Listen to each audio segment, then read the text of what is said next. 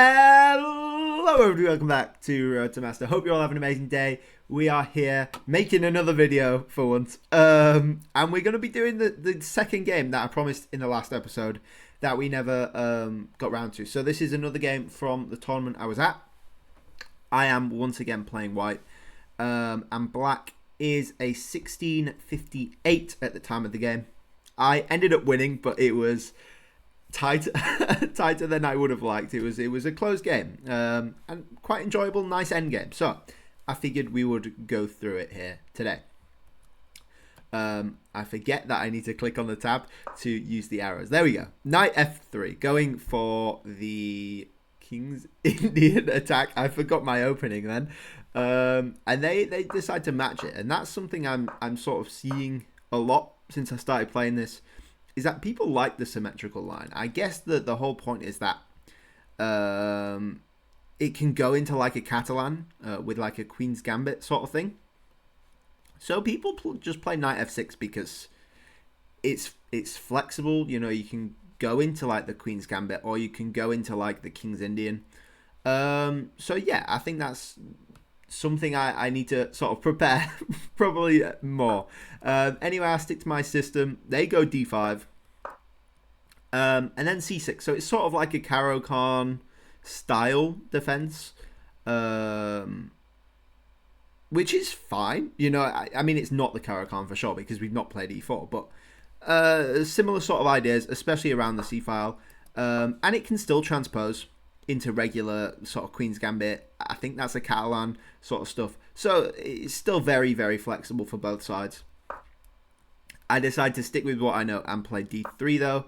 And then bishop f5 is a common move. And my coach actually recommended a line against this. They're looking to play e6 just so the bishop's outside of their little pawn triangle here.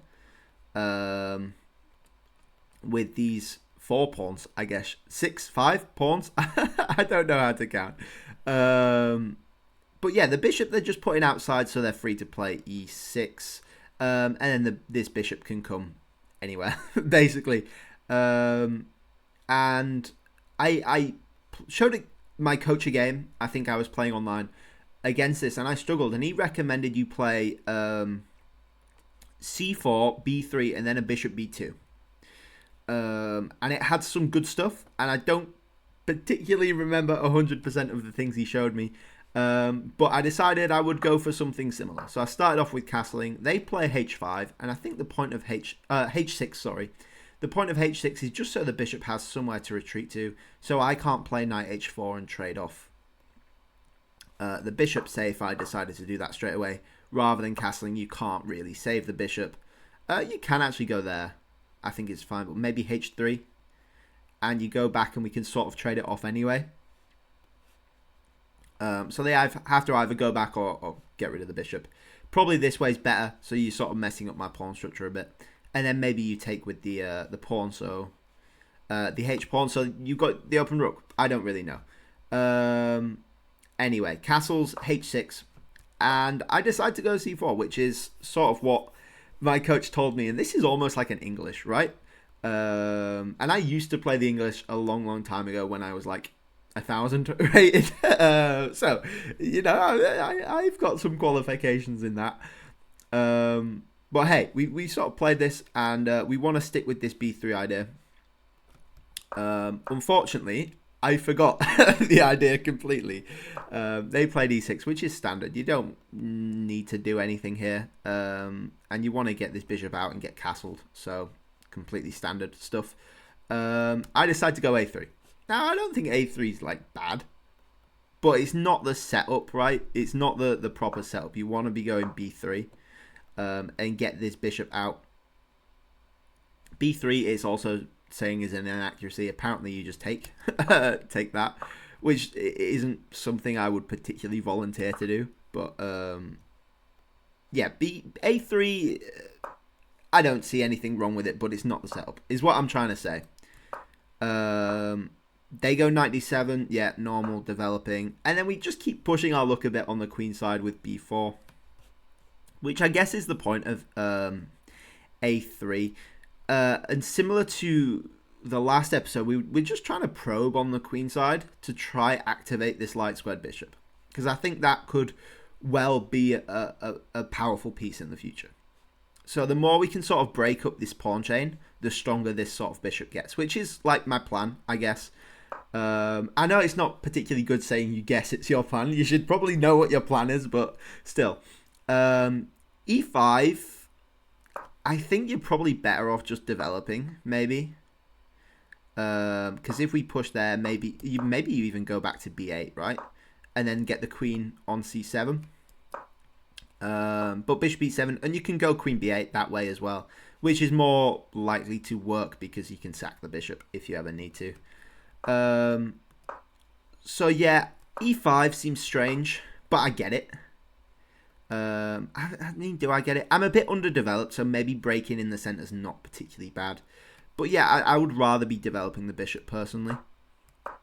We go bishop d2, b2, sorry. I don't know my alphabet either.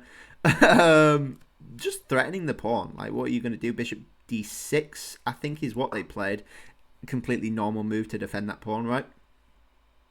Apparently is just not good. That's plus 1.2, really. Queen b8 apparently is the best way to do that, which is insane.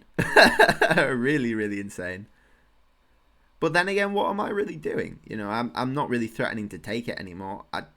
Do I want to play e4 and maybe go rook e1? Spoiler alert, that's sort of what happens in the game anyway, right? I play e4, actually, straight away, because I've got this cool tactic. And this is the reason, actually, yeah, why bishop d6 doesn't work. And the point is takes. And all of a sudden, I've got this discovered attack on the bishop. So I usually wouldn't be playing e4 in this situation, because it's not sort of in the spirit of what I'm doing on the queen side, where I'm trying to free up this bishop. But this tactically just does work in this situation, so you've got to sort of play it. I thought bishop g4 was good, and that's what they played. Apparently bishop e6 is better. Okay, and you just defend this pawn another time. I'd probably take with the c-pawn. And then maybe just develop a knight.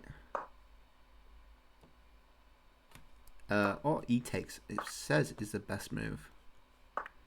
That doesn't look right to me. I don't know. I always struggle with deciding which pawn to take with which side, you know. That's something I'm trying to sort of work on. Anyway, bishop g4 I thought was a good move because you're pinning this knight and you're still sort of fine in the center. So I'm not really threatening to take this anymore if we get like rook e1. So what do I decide to do? I decide to take and put pressure on the e pawn because they're still not castled. So this e file is up for grabs, right? And maybe I can go like d4 or get this knight in first. Probably better than d4. So if they push, we can take. They decide to take, which is fun, you know. And then we go knight knight b to d2, which again we're looking at potentially d4. We need to get rid of this first. Maybe takes was fine. I don't know. But again, like with knight b d2, if they take, we probably actually take with the d pawn. Knight takes was the idea behind it, but I don't mind taking with the d pawn. You've got the majority on the queen side, and you can push c5. There's nothing stopping you. Maybe they go b6, but then you know, this light squared bishop's looking nice. You know, maybe that's a thing. Castles, we go c5. What happens then? Bishop takes c5. What? That can't be right. Bishop takes c5? Really? Wow. And you just claim... Well, I don't even know what you claim.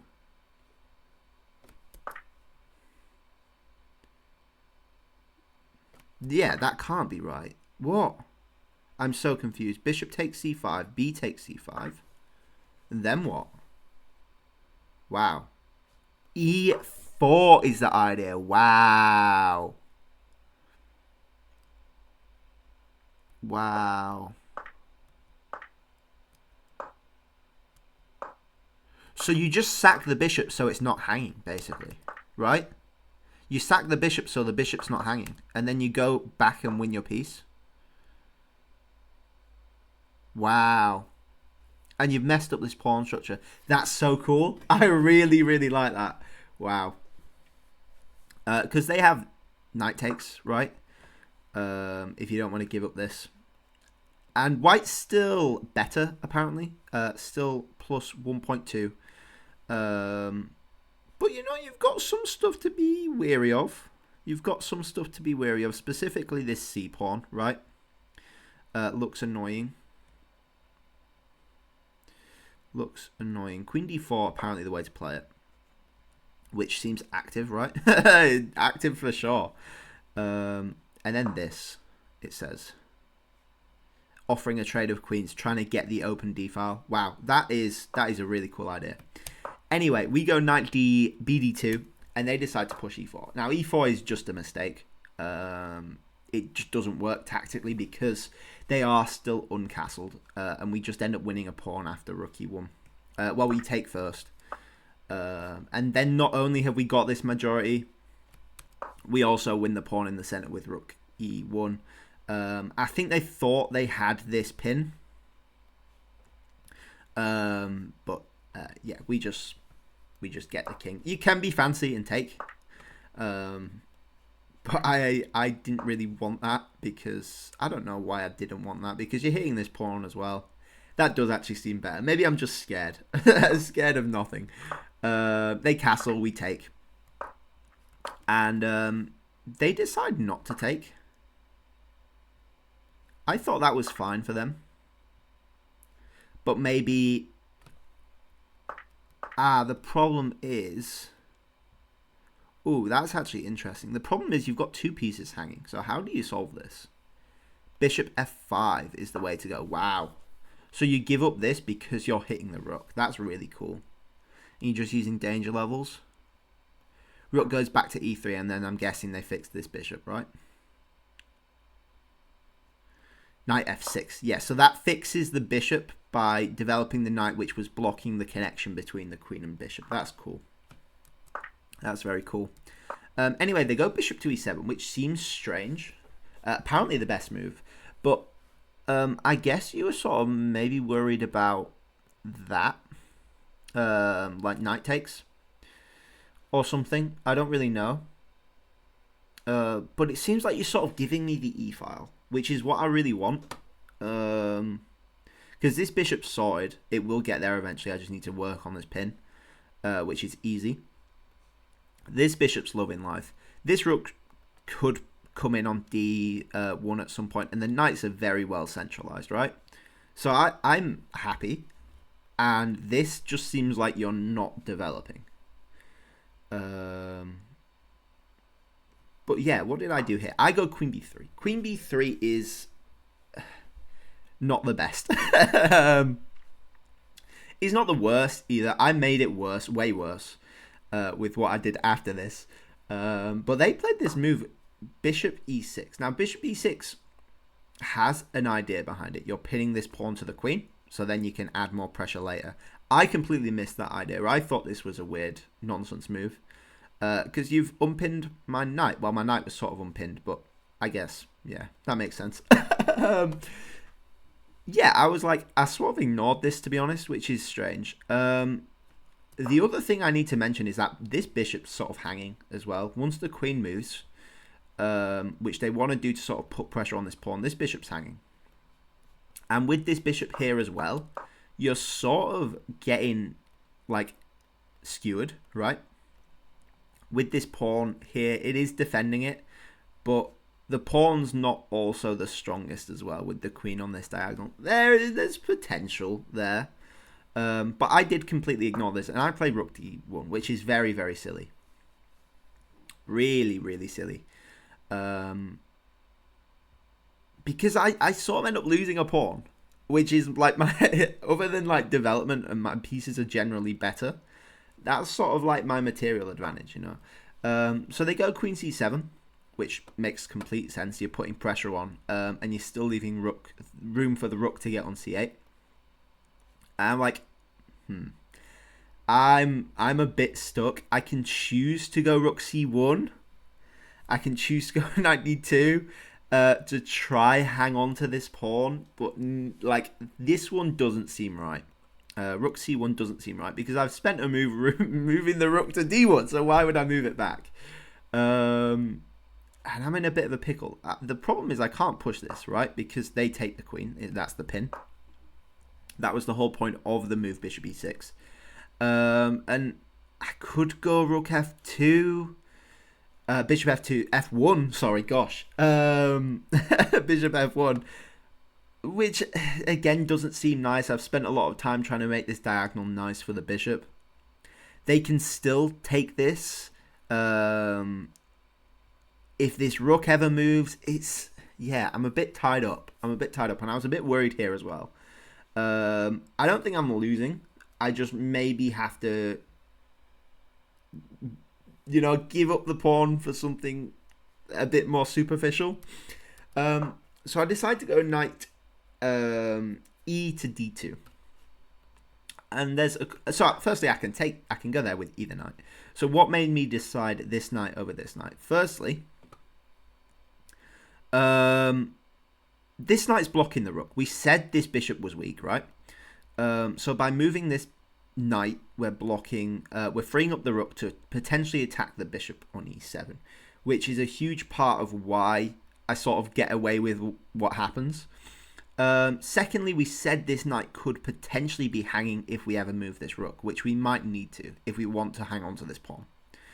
And neither of them really, you move either of them, it's helping the bishop. So I don't really see the benefit of moving this one, but I see a lot of benefit in moving this one. So I decide to go with the e-rook.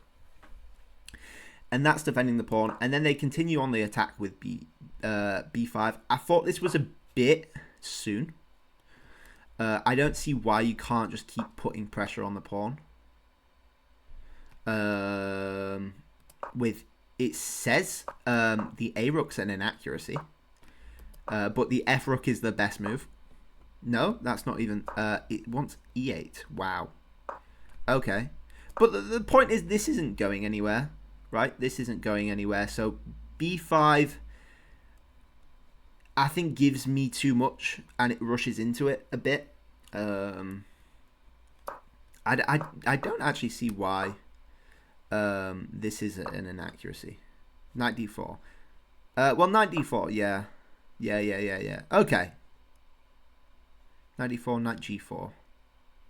For some reason. Why can't they just take, though? Why can't they just take?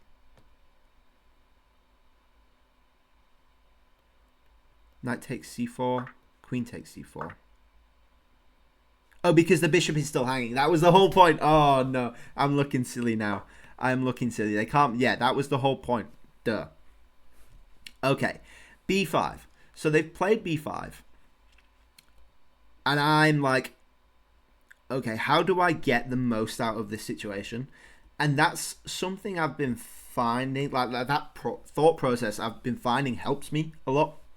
Because it's easy when you get into a position like this, especially when you've come from a good position, to sort of like spiral and trade everything off and all that, and like not actually play the critical moves. Because your opponent could equally just as well make a mistake, especially when they're slightly lower rated than you, right? So you've got to try make things tricky for your opponent. I went ahead with queen c3. Queen c3. We're threatening to play c5, and it's important to note as well. They can't really take with either. They're not actually threatening to take the pawn, if that makes sense, with either piece. So they take with the pawn. Because they can't take with the queen. If they take with the queen, we take with the knight. If they take with the bishop, firstly, the bishop's pinned to the queen. And secondly, we can just take this bishop, like we said. So if they want this, they're going to have to do it now, right? They're going to have to do it now. They can't wait, otherwise we're going to get c5 in, and we're just crushing. We're just crushing. So they have to take it now. And then I go ahead in with knight to d4. My other knight comes into the game, and I've got a lot of threats all of a sudden. A lot of threats all of a sudden. I think as well, I was actually considering this. Potentially, if they go rook there, I was considering this. I think maybe. Which turns out to be a brilliancy, which is really cool. And the point is, you get rid of the pin, and then you're able to play c5 with really, really strong pressure. Knight d4 it's preferring. But the point is, you've got really, really strong pressure along this sort of diagonal. And this is an idea I've seen in the Two Knights Caro-Kann as well, where you sack the rook for the check, basically. Sack the exchange for the check, which somehow works. And I thought this would be a good move in this position. But that's not what happened, so there's no point thinking about it. It would have been cool to see. I don't think it works in this situation. It does still work in this situation, actually. And then probably knight d4 again. It wants... Oh no, it wants you to take the free pawn, actually, with the same threat. And then you get rook c1, and it's actually even better. So I probably should have actually done that. But I decided to go queen c3 instead. Force the pawn takes.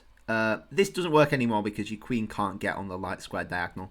So I decided to go knight d4 with this double discovered attack on the bishop and the rook.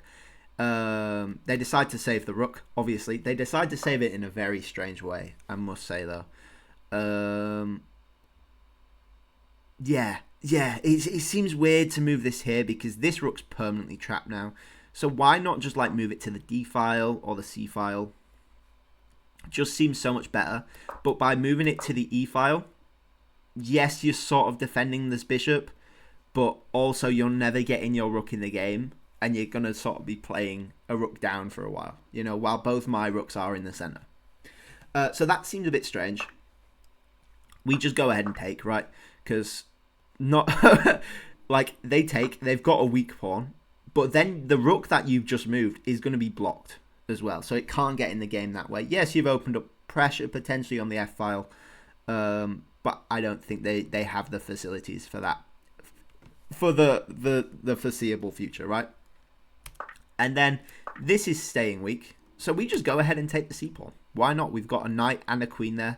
So we might as well. I was deciding on which one to take with. I think taking with the queen's fine. You don't want to walk into some pins. I think could be potentially nasty. So we just take with the knight, and if they trade queens, we're happy. You know, we're still a pawn up. We're going to get this e pawn at some point. We have the bishop, a very active bishop pair as well. So yeah, they decide to go bishop d6, hang on to the queen. I probably could have just traded off. It's the simpler way, but I wanted to sort of keep some pressure on the board. I don't know why I didn't. I decided to go back to b3. Not my smartest move. We've seen this square is disastrous before. And I'll give you a hint, it's still pretty disastrous at this time as well. So, how does that work? The whole point of Queen c3, by the way, is we want to get the rook to c1 and control the open file. They decide to go bishop e5. Then we go bishop c1 with a tempo on the queen, so they can't take this. Queen b8, and then I tried to be sort of fancy here. I'm dreaming of rook takes is my plan, which just looks like devastating with all the pressure on the light squares. It just seems really nice. So I go rook c6, which in itself is not a bad move. What happens after, though, is the reason why. They decide to take my bishop, and then I try for this intermezzo. Rook c takes e6. Yeah. My thought was, if they trade everything off, they can't really save the bishop, right? They can't really save the bishop because we're threatening check or check, and we're going to win something. I saw this move, which is cool with a fork, but now I have takes with check. I think works. Apparently a miss. Queen takes b3 is just better. Okay. But I saw this was sort of fine for me, I think. Knight takes, and then takes, and then... they've got takes, though, because this is... No, that's got to be... What's it say? Rook takes b8, and then knight takes. And I thought, like, we're up material here still. Apparently it's saying it's even, which is crazy. I don't know how you can claim this is remotely even. Oh, they take this pawn at the end. Yeah. Okay. So we're up less material. Maybe rook a1 here. But then rook takes is bad, right? Bishop takes b4. And I think you can just go ahead and take the a pawn. But I think either player is unlikely to promote a pawn here because they're so close to each other with so many pieces on the board. So maybe that's why it's saying a draw. Anyway, what I didn't see was after the trade-off, then they go here. And then suddenly I don't have this same stuff. Which is tricky, right? Which is really, really tricky. I could potentially still go there. It doesn't look nice though, right? It doesn't look ideal at all because I think then we just like are down a rook. I think then we're just down a rook. But luckily this knight does actually cover the queen. So we can just take this. And the difference here is that they just get this. Like, they just get this. Apparently that's... The computer's taking a minute to load. There we go. So yeah, that just sort of trades everything off, which is, like, not ideal because we're in an opposite coloured bishop endgame. And we're only up one pawn, which might not be enough depending on how, like, both of us play, you know? They play a very weird move here. Yeah. They play a weird move here. I don't know what I was sort of expecting.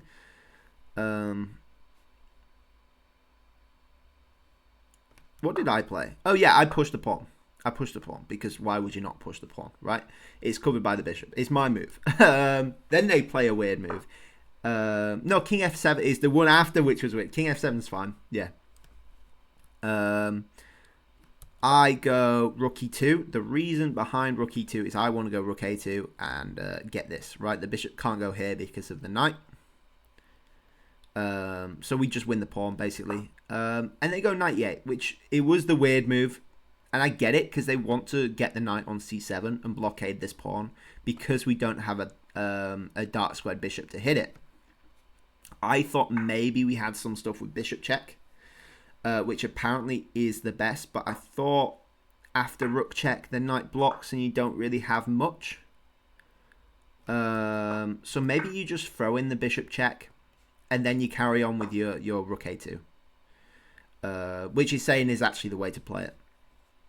I just went for this rook a2 first. They go bishop d6, again trying to blockade this pawn.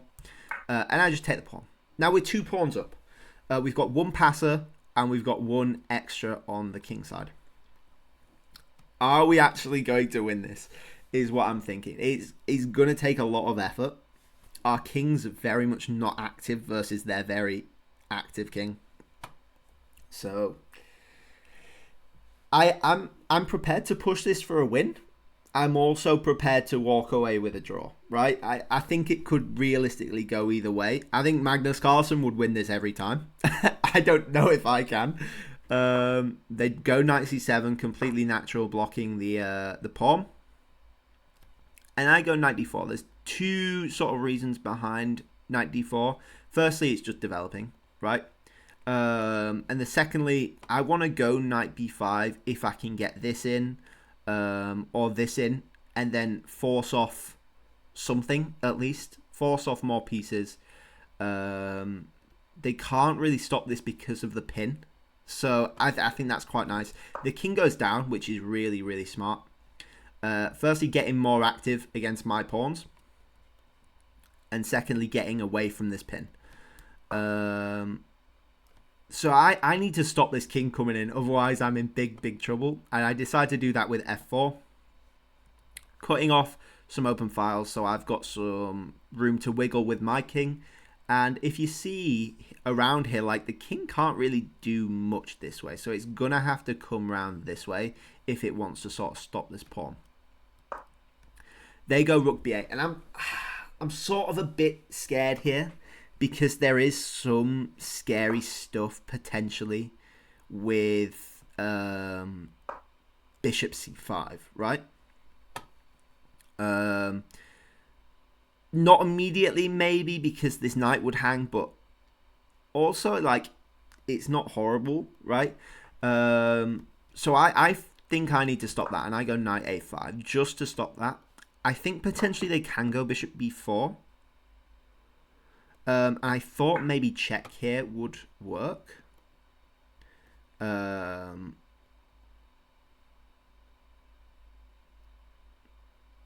Yeah, what king e7 it's saying. Maybe then we go...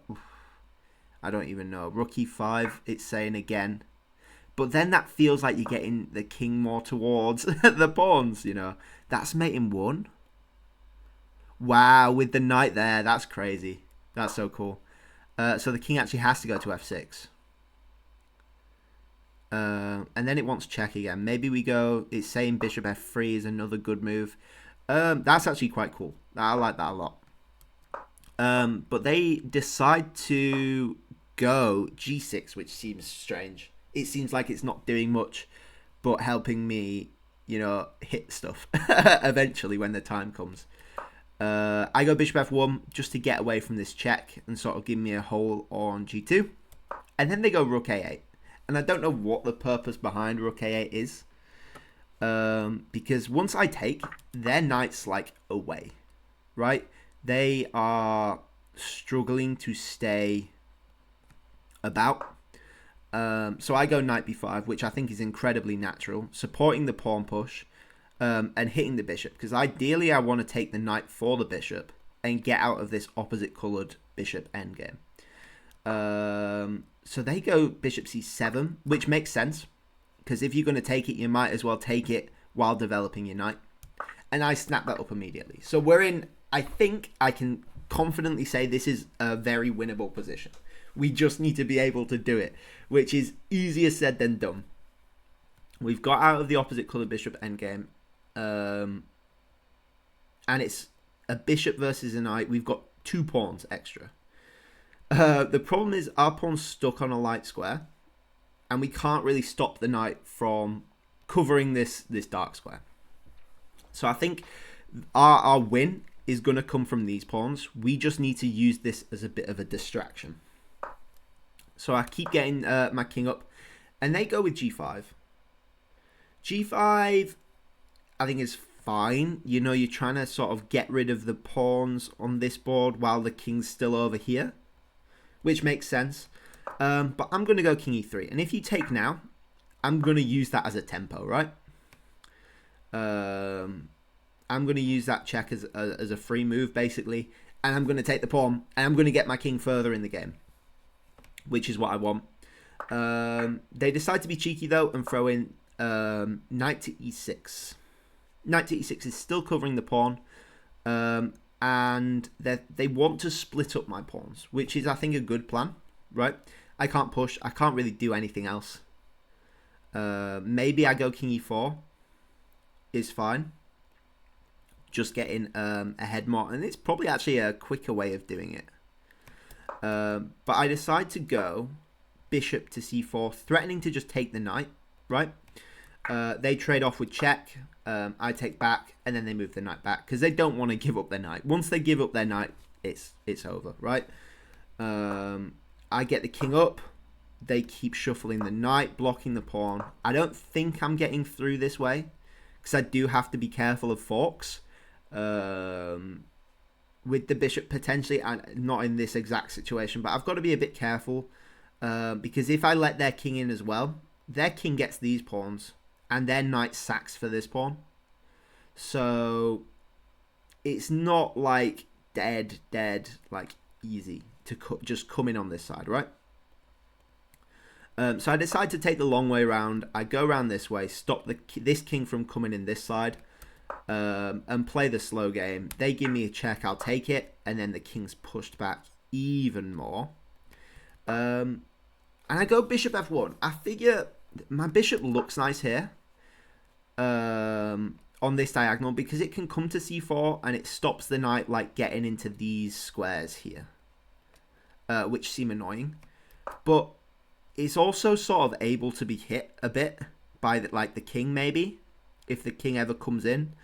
So I thought this was just potentially safer, and it also sort of cut the king off a bit better as well from defending this pawn. So once my bishop's on here, I feel like my king's now safer to come around here because this king can't actually come in this way. It would have to take a very convoluted way round, and even then I don't think it actually could could get in. So yeah, I'm happy with the bishop in this position. They keep shuffling. I slowly march my king up now, threatening to come all the way around here. They let me in this side though. I start to push my pawn. And I think in this move, if they go anywhere, I've basically won. Like if they go knight here, I think I go check. And then bishop d7 I think works. If the knight goes anywhere else, then I think I go check, right? And then this is definitely a very nice position to be in. King goes there and I start to come in this way, and there's nothing they can do really. So they decide to try waste moves with pawn pushes. If I can get back to the actual position. But I don't have to do anything. You know, my bishop can still be flexible. They keep pushing the pawn. I come back, they push again. And then I just hit this pawn. And I think my opponent resigned there. Which was, yeah, it was stressful, I think. You know, going from a nice position out of the opening to a dodgy-ish sort of middle game to a slightly winning endgame to a very winning endgame. It took a lot. And that's a lot of moves as well. How many moves was that? 56 moves. So yeah, that was that game. I was happy with that. The rest of the tournament didn't particularly go as planned, so I don't think I'll cover any of those. Maybe one of them though. There was a draw that was quite interesting, so we might see it doing that. But yeah, thank you all for watching. I hope you all enjoyed. Please like if you liked. Please subscribe if you really liked, and I'll catch you guys all tomorrow. Bye bye.